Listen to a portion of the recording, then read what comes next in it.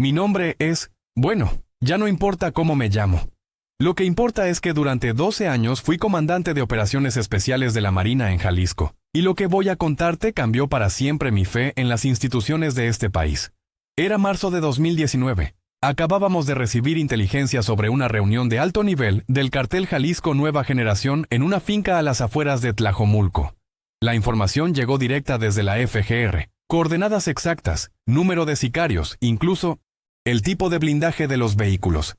Todo demasiado detallado, demasiado perfecto.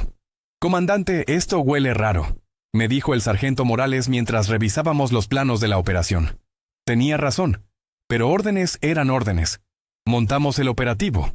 40 elementos, 3 helicópteros, apoyo aéreo. Una operación que debía ser el golpe del año contra el CJNG.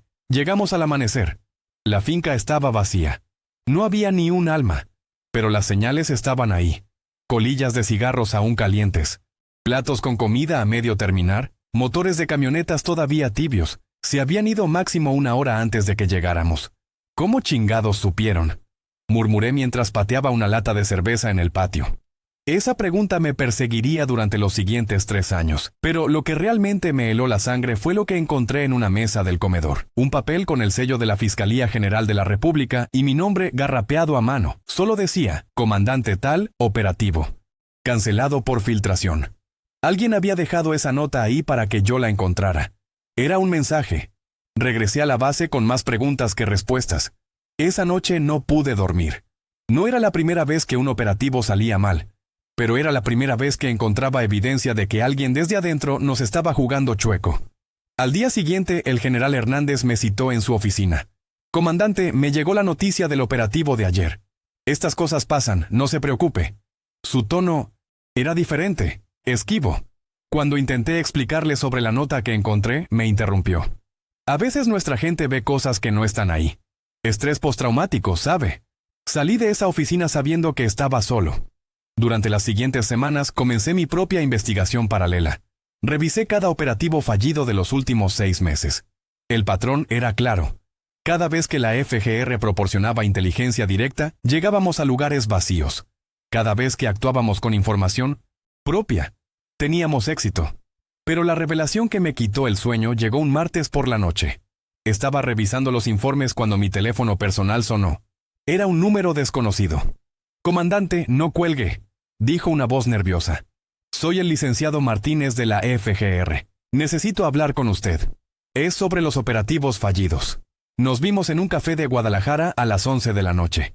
Martínez era un hombre de unos 50 años, abogado de carrera que había dedicado su vida a la Procuración de Justicia. Sus manos temblaban mientras encendía su tercer cigarrillo. Comandante, lo que voy a decirle puede costarnos la vida a ambos, comenzó. Hay 3 personas dentro de la Fiscalía que trabajan directamente para el Mencho. No puedo darle nombres, pero están en posiciones clave. Cada operativo que ustedes planean, ellos lo saben antes que usted. Le pregunté cómo estaba tan seguro. Martínez sacó de su saco un sobre manila, porque yo he estado copiando sus comunicaciones. Durante meses. Tengo grabaciones, emails, transferencias bancarias. Lo tengo todo. Dentro del sobre había documentos que helaron mi sangre. Conversaciones de WhatsApp entre funcionarios de la FGR y números identificados como pertenecientes a la estructura financiera del CJNG. Transferencias por millones de pesos. Pero lo más escalofriante eran las transcripciones de nuestras juntas de planeación operativa, palabra por palabra, enviadas a números del cartel apenas horas después de nuestras reuniones. ¿Por qué me busca a mí?, le pregunté. Porque usted es el único comandante que no está en la nómina del Mencho, respondió Martínez. Y porque necesito que alguien haga algo con esta información antes de que me maten. Esa noche regresé a mi casa sabiendo que mi vida había cambiado para siempre. Ya no era solo un comandante luchando contra el narco. Ahora era un hombre que conocía la verdad sobre la traición más grande en la historia de la lucha contra el crimen organizado en 1900 en México. Durante las siguientes semanas, Martínez y yo desarrollamos un plan. Él seguiría copiando información desde adentro, y yo comenzaría a tender trampas para identificar exactamente quiénes eran los topos. Era peligroso, pero era lo único que podíamos hacer. La primera trampa fue sencilla. En una junta de planeación anuncié un operativo falso para el fin de semana en Zapopan, pero solo di los detalles reales a 3 personas de mi círculo más cercano. A cada uno le di una ubicación diferente. El sábado por la mañana, los 3 lugares estaban llenos de sicarios esperándonos. Todos nuestros planes habían sido filtrados, pero más importante, ahora sabía que la traición no solo venía de la FGR, también había topos en mi propia unidad. Esa noche, mientras veía las noticias sobre otro operativo fallido de la Marina, mi esposa se acercó y me preguntó por qué ya no dormía, por qué siempre estaba nervioso, por qué había comenzado a revisar el carro antes de salir de casa, porque... Descubrí que los buenos no siempre son buenos, le dije. Pero no podía contarle la verdad completa. No podía decirle que cada día que iba a trabajar, no sabía si regresaría vivo. El Mencho no era solo un capo más. Era un hombre que había logrado algo que ni Pablo Escobar ni el Chapo habían conseguido. Tenía al Estado mexicano trabajando para él, y yo acababa de convertirme en su peor pesadilla. 3 semanas después de mi primera conversación con Martínez, encontré una foto de mi familia metida debajo del parabrisas de mi carro. Mi esposa subiendo a los niños a su vehículo para ir a la escuela. El mensaje era claro. Sabemos dónde vives. Esa noche tomé la decisión más difícil de mi vida. Le dije a mi esposa que empacara lo esencial, que se fuera con los niños a casa de su hermana en Monterrey, y que no regresara hasta que yo le dijera que era seguro. ¿Por cuánto tiempo?, me preguntó con lágrimas en los ojos. No lo sé, le respondí. Tal vez para siempre. Al día siguiente comencé la fase más peligrosa de mi investigación. Si iba a desenmascarar esta red de corrupción, necesitaba evidencia sólida, pero para conseguirla tendría que jugar el juego más peligroso de mi vida, hacer creer al Mencho que yo también estaba en venta. La mañana que decidí contactar directamente a la gente del CJNG, me miré al espejo y ya no reconocí al hombre que estaba ahí. Ya no era el comandante que había jurado proteger a México. Era un hombre desesperado, dispuesto a arriesgar todo por la verdad. Lo que no sabía es que el Mencho ya sabía quién era yo, y tenía planes muy específicos para el comandante que se había vuelto demasiado curioso. El teléfono sonó a las 5 de la mañana. Era Martínez. Su voz apenas un susurro. «Comandante, salga de su casa ahora mismo. Intercepté una comunicación. Van por usted». Tomé mi pistola, mi placa y los documentos que había estado recopilando. Al salir, vi 3 camionetas negras estacionadas al final de mi calle. No eran de la Marina. Así, comenzó la huida más larga de mi vida. Ya no era solo un comandante investigando la corrupción. Ahora era un hombre marcado, huyendo tanto de los criminales como de las instituciones que había jurado defender. Durante los siguientes meses viviría escondido, cambiando de casa cada pocos días, confiando solo en un puñado de personas, mientras reunía la evidencia que expondría la red de corrupción más grande en la historia moderna de México. Pero cada día que pasaba me daba cuenta de algo aterrador. El sistema no estaba roto. El sistema funcionaba exactamente como el Mencho quería que funcionara. Y yo era el único obstáculo que quedaba en su camino. La primera vez que vi al Mencho en persona fue 2 meses después de haber comenzado mi huida. Fue en un video que me enviaron a mi teléfono celular. Él estaba sentado en lo que parecía ser una oficina elegante, vestido con un traje caro. Nada que ver con la imagen del narco corriente que proyectaban los medios. «Comandante», dijo, mirando directamente a la cámara, como si me conociera de toda la vida. «Escuché que anda usted muy ocupado haciendo preguntas que no debe. Eso no me gusta». Se levantó de su silla y caminó hacia la cámara. ¿Sabe qué es lo que más me molesta de ustedes los militares? Que piensan que son diferentes a nosotros. Pero al final del día todos tenemos un precio. Unos lo cobran en dinero, otros en poder, otros en miedo. La cámara se movió para mostrar una mesa llena de fotografías. Reconocí inmediatamente las imágenes. Eran fotos de generales, fiscales, gobernadores, todos estrechando la mano con hombres que yo sabía que pertenecían al CJNG. El problema con usted, comandante, es que aún no ha decidido cuál va a ser su precio. Pero no se preocupe, yo lo voy a ayudar a decidir. El video terminó con una imagen que me quitó el aliento. Mi esposa y mis hijos saliendo de un supermercado en Monterrey. Alguien los había estado siguiendo. Esa noche llamé a Martínez. Necesitamos acelerar esto. Ya no tengo tiempo. Comandante, tengo algo que va a cambiar todo, me dijo. Pero necesitamos vernos. Es demasiado grande para hablar por teléfono. Nos vimos en una iglesia abandonada en las afueras de Guadalajara. Martínez llegó con una maleta pequeña y la cara más seria que le había visto. Lo que está en esta maleta puede tumbar al gobierno, me dijo. Pero también puede hacer que nos maten a todos. Dentro había documentos que superaban mis peores sospechas. No solo había infiltración en la FGR. Había infiltración en la Secretaría de la Defensa Nacional, en la Marina, en el CISEN, incluso en Los Pinos. El ZNG no había comprado funcionarios aislados, había comprado al Estado mexicano. ¿Cómo conseguiste esto?, le pregunté. Porque yo no era solo un abogado de la FGR, me confesó Martínez. Era el encargado de las comunicaciones con otras dependencias. Durante 3 años fui el que coordinaba el intercambio de información entre la Fiscalía y todas las demás instituciones de seguridad. Me mostró una libreta llena de nombres, códigos, cuentas bancarias. Cada mes el Mencho deposita $8 millones en cuentas distribuidas por todo el gobierno, desde secretarios hasta directores generales. Todos están en la nómina. Lo más escalofriante era la lista de operativos que habían sido saboteados. No solo los míos. Durante los últimos 5 años, cada operativo importante contra el CJNG había sido filtrado. Cada captura importante había sido alertada con anticipación. Cada decomiso grande había sido desviado. ¿Por qué decides hablar ahora?, le pregunté. Martínez se quitó la camisa y me mostró su espalda. Tenía cicatrices frescas, marcas de golpes, quemaduras de cigarro. Porque descubrieron que estaba copiando información. Me dieron una semana para entregar todo lo que había recopilado o matarían a mi familia. Pero también me dijeron que si hablaba con alguien, los matarían de todas formas. Entonces, ¿por qué estás aquí? Porque mi hija de 15 años me preguntó ayer por qué su papá trabaja para los malos. Y no supe qué responderle. Esa noche, Martínez y yo tomamos la decisión que cambiaría todo. Íbamos a filtrar la información, pero no a los medios mexicanos. Íbamos a dársela directamente a periodistas estadounidenses y a agencias de inteligencia de Estados Unidos. Si el gobierno mexicano está comprado, entonces necesitamos ayuda de afuera, dijo Martínez. Durante las siguientes 2 semanas establecimos contacto con un periodista del Washington Post y con un agente de la DEA que había estado investigando las operaciones del CJNG en territorio estadounidense. Pero el Mencho se movía más rápido que nosotros. El 15 de abril de 2019 encontraron el cuerpo de Martínez en el baúl de su carro, en un estacionamiento de Tlaquepaque. Tenía señales de tortura. Le habían cortado los dedos de ambas manos. El mensaje era claro para cualquier funcionario que pensara en filtrar información. Junto al cuerpo había una nota. Comandante, usted sigue. Esa noche, solo en un motel de carretera camino a la frontera con Estados Unidos, me di cuenta de que ya no estaba luchando solo contra un cartel. Estaba luchando contra un sistema que había decidido que yo era prescindible.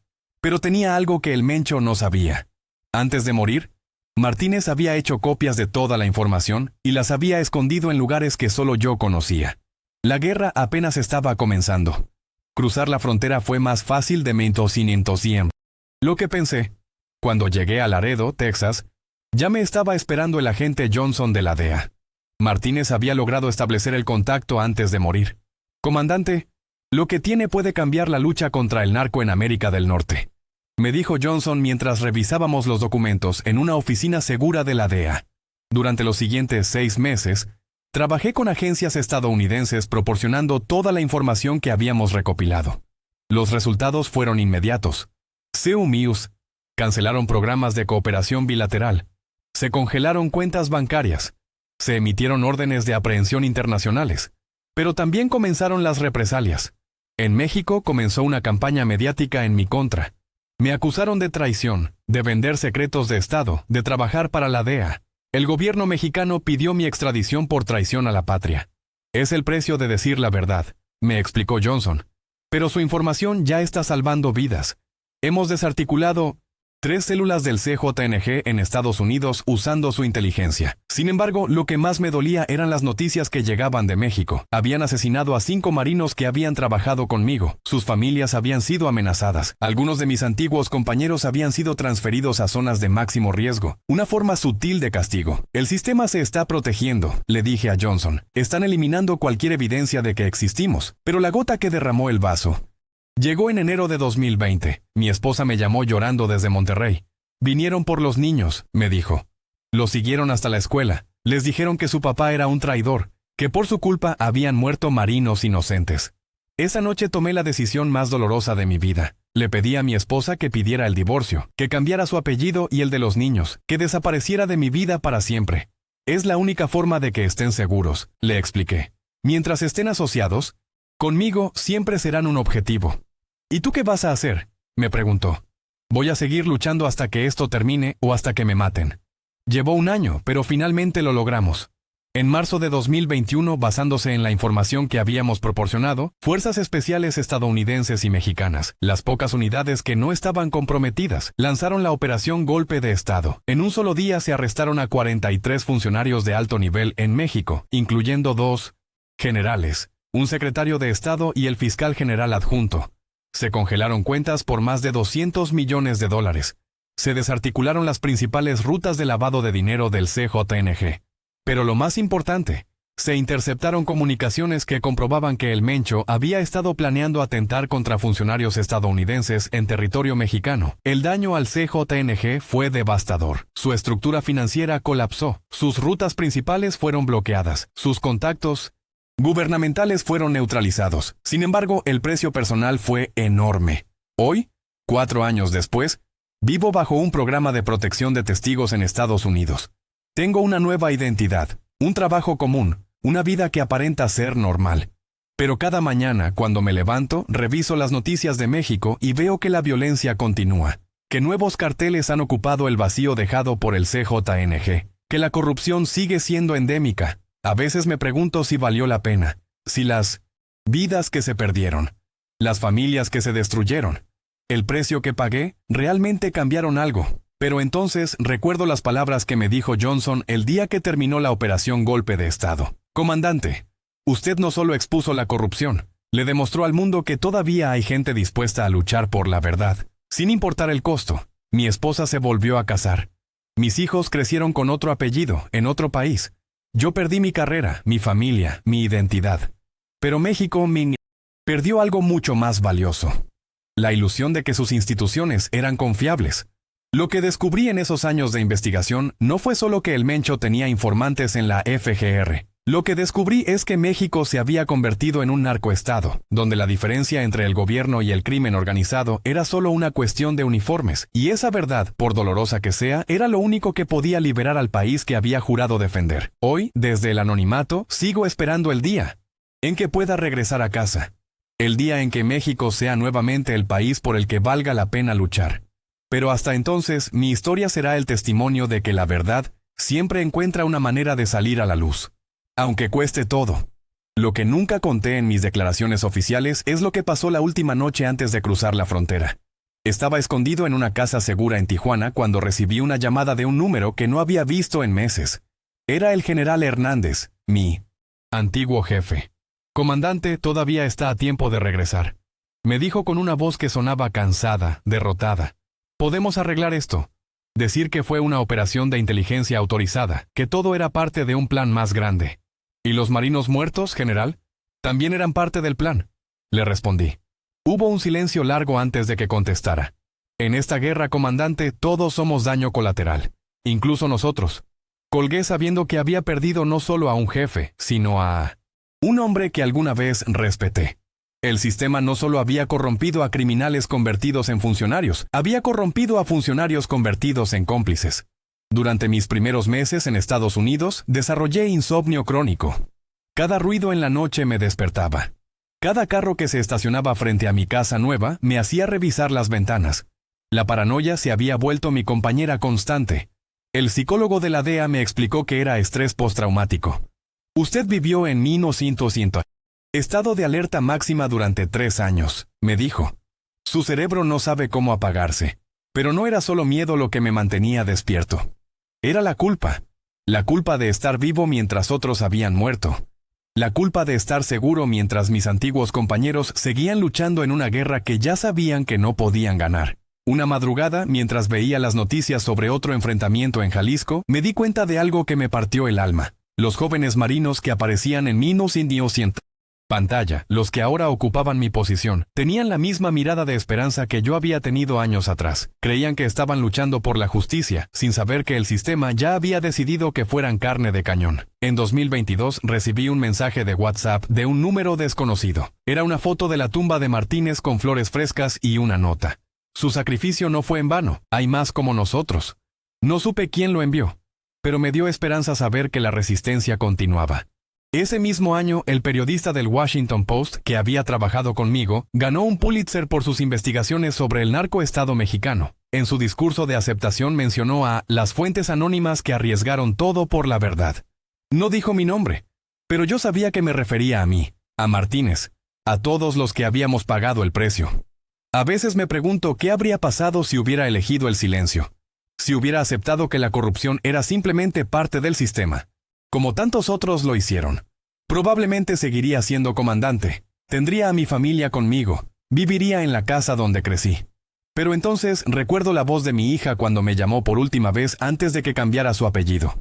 Papá, en la escuela están hablando de ti en las noticias. Dicen que eres un héroe. Esa palabra, héroe, me sonaba extraña viniendo de alguien que había perdido todo por hacer lo correcto. ¿Tú qué crees, mija?, le pregunté. Yo creo que mi papá siempre ha hecho lo correcto, aunque sea difícil, me respondió. Esa conversación me ha sostenido durante estos años de exilio. Porque al final, no se trata de las instituciones que traicionamos o que nos traicionan.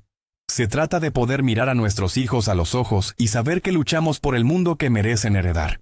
El Mencho fue abatido en 2023 durante un operativo conjunto que utilizó parte de la inteligencia que yo había proporcionado. Cuando vi las noticias no sentí victoria, sentí vacío. Porque sabía que ya había otro capo listo para tomar su lugar, otra red de corrupción lista para infectar al sistema. La guerra contra el narco no se gana matando capos, se gana recuperando las instituciones, y esa es una batalla que durará generaciones. Hoy camino por las calles de una ciudad estadounidense cuyo nombre no puedo revelar, con una identidad que no es mía, viviendo una vida que no elegí. Pero cada mañana, cuando me levanto, sé que fui parte de algo más grande que mi propia comodidad. Fui parte de la resistencia contra la muerte lenta de un país que amo. Pero hay algo más que necesito confesar. Algo que nunca le dije ni siquiera a los agentes de la DEA. 2 semanas antes de que mataran a Martínez, él me había revelado el nombre del contacto más importante del Mencho dentro del gobierno. No era un funcionario de segundo nivel, no era un oficial corrupto más. Era alguien tan alto en la jerarquía que mencionarlo habría cambiado la historia política de México para siempre. Comandante, si algo me pasa, busque en mi casa, debajo de la tabla suelta del piso de la cocina.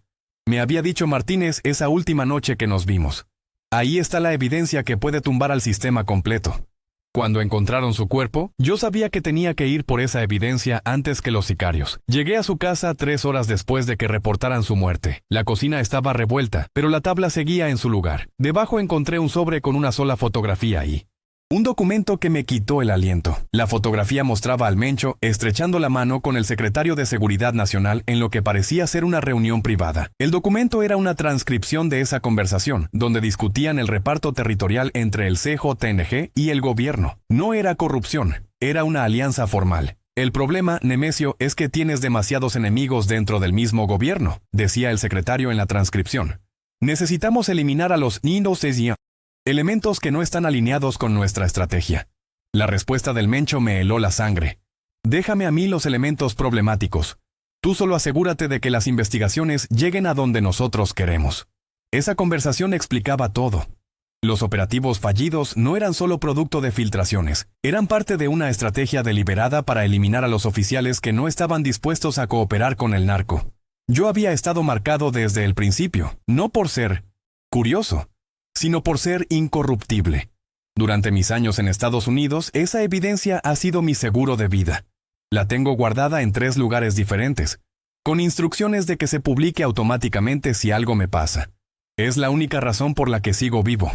Pero también es una carga que peso todos los días, porque sé que si revelo esa información ahora, no solo caería un secretario, caería todo el actual sistema de seguridad nacional de México, y no estoy seguro de que el país esté listo para ese nivel de verdad. En 2024, exactamente 5 años después de mi huida, recibí una llamada que cambió mi perspectiva sobre todo. Era mi hijo, ahora de 18 años, llamándome desde México con un número que no reconocí. Papá, sé que no debería estar llamándote, pero necesitaba escuchar tu voz, me dijo. Su acento había cambiado, tenía inflexiones que no recordaba. Estoy estudiando periodismo y mi tesis es sobre corrupción gubernamental. Todo el mundo me dice que mi fuente de míos inocentes. Inspiración es un traidor que huyó del país. ¿Y tú qué crees?, le pregunté usando las mismas palabras que él me había dicho años atrás. Creo que mi papá tuvo el valor de hacer lo que otros no pudieron, respondió. Y creo que algún día voy a contar la historia completa. Esa conversación me hizo darme cuenta de algo. La próxima generación no necesita que yo regrese para continuar la lucha. Necesita que el legado de resistencia se mantenga vivo. Y mi hijo ya había decidido ser parte de esa resistencia. 3 meses después de esa llamada, empezaron a llegar reportes de una nueva generación de oficiales mexicanos que estaban siguiendo el ejemplo que habíamos establecido. Jóvenes comandantes que documentaban la corrupción desde adentro, fiscales que copiaban expedientes comprometidos, agentes que filtraban información a organizaciones internacionales. Les decían los herederos de Martínez en los círculos de inteligencia. Era un movimiento silencioso pero constante de funcionarios que habían decidido que la lealtad a la verdad era más importante que la lealtad a instituciones corruptas. Cuando supe de su existencia, entendí que nuestra lucha no había sido en vano. Habíamos plantado una semilla que estaba creciendo en terreno que creíamos estéril. El año pasado, uno de estos nuevos resistentes logró contactarme a través de canales seguros. Me envió un video donde aparecían más de 50 funcionarios de diferentes niveles, todos con el rostro cubierto, jurando continuar el trabajo que Martínez y yo habíamos comenzado. Comandante, decía la voz que narraba el video. Su sacrificio inspiró a una generación que no está dispuesta a heredar un país quebrado. Esa noche lloré por primera vez en años, no de tristeza, sino de esperanza, porque me di cuenta de que había algo más poderoso que la corrupción del Mencho, más fuerte que la traición del sistema, la determinación de gente común dispuesta a arriesgar todo por hacer lo correcto. Hace 2 semanas, mientras caminaba por el parque cerca de mi casa, un hombre joven se me acercó. Tenía acento mexicano y una mirada que me resultó familiar. ¿Comandante?, me preguntó en voz baja. Mi instinto fue correr, pero algo en su expresión me tranquilizó. Soy reportero de Proceso. Vengo de parte de los herederos. Tienen algo para usted. Me entregó un sobre manila. Adentro había fotografías recientes de funcionarios mexicanos siendo arrestados, documentos sobre operativos exitosos contra el narco, y una carta firmada por la Resistencia. Su historia se está volviendo leyenda en México, me dijo. Los jóvenes oficiales hablan de usted como el hombre que demostró que se puede elegir la verdad sobre la supervivencia. Pero lo que más me impactó fue la última página del sobre. Una fotografía de mi esposa y mis hijos, ahora adultos, visitando la tumba de Martínez. Llevaban flores y una placa que decía, para el hombre que murió por la verdad, de la familia del hombre que vive por ella. Ahí comprendí que mi exilio no había separado a mi familia de mi lucha.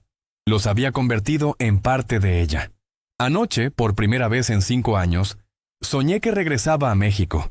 No como un fugitivo o un traidor, sino como un anciano que había vivido lo suficiente para ver a su país libre de las sombras que una vez lo consumieron. Cuando desperté, supe que ese sueño no era una fantasía, era una promesa, porque la verdad no muere con los que la defienden. La verdad se multiplica, se hereda, se convierte en la única fuerza capaz de reconstruir lo que la mentira destruyó. Y México, mi México, finalmente está listo para recibirla.